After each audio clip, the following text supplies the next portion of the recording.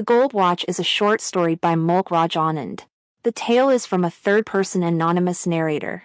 The Gold Watch is about Sudharshari Sharma, a dispatch clerk forced into early retirement from the military at 50. Set against the backdrop of British colonial India, the short story depicts Sharma's underprivileged existence working for Henry King & Co., overshadowed by the indifferent white Sahib, Mr. Acton, the company's general manager. Approached by him, Sharma is told of a special gift from London awaiting him in 2 days, leaving him puzzled and curious about Acton's intentions. Despite his 25-year clerk dedication at the distribution department, Sharma's impending retirement at 55 looms. Desperate to extend his tenure to secure his family's future, Sharma wanted to work for another 5 years until he reached the company's specified retirement age of 55 and then settled down at Jalandhar. Sharma struggles with the psychological agony of waiting to uncover Acton's mysterious gift. Upon meeting Acton, Sharma is presented with a gold watch, bearing an inscription that shatters his dreams of continued employment. The realization of his forced retirement hits Sharma hard, leaving him reeling with the shock of financial insecurity and uncertainty about his family's future, as his paltry savings prove inadequate to sustain them.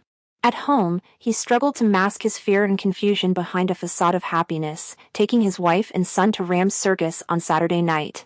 Despite attempting to maintain a sense of normalcy, his minimal eating and moments of introspection did not go unnoticed by his perceptive but uneducated wife.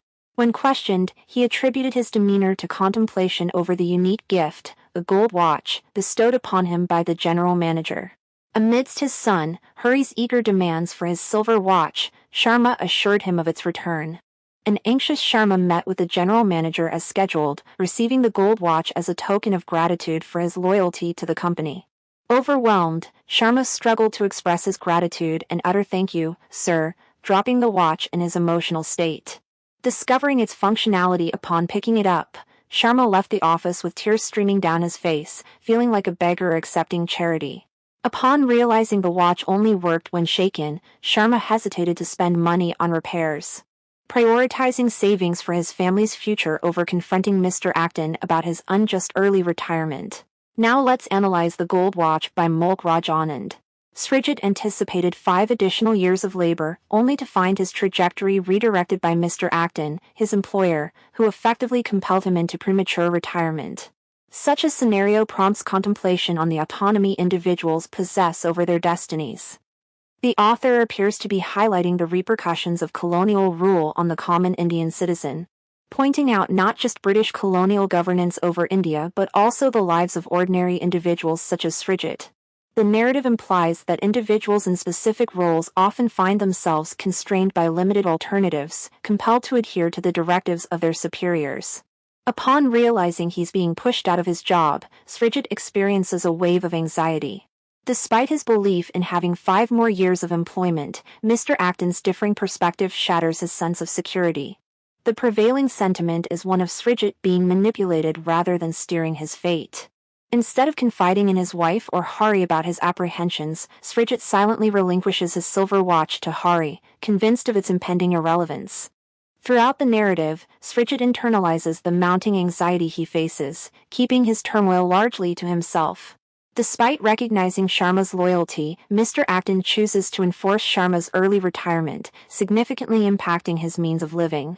Sharma's commitment to the company is apparent through his 25 years of service, during which he received only trivial reprimands for predictable human blunders. However, the higher-ups are hesitant to overlook any missteps and make it clear on the day of his retirement that they could easily replace him with someone more qualified. As Mr. Acton reminds him during his retirement announcement, "Mr. Sharma, you have been a loyal friend of this firm for many years, and you know, your loyalty has been your greatest asset here, because otherwise, we could have got someone with better qualifications to do your work."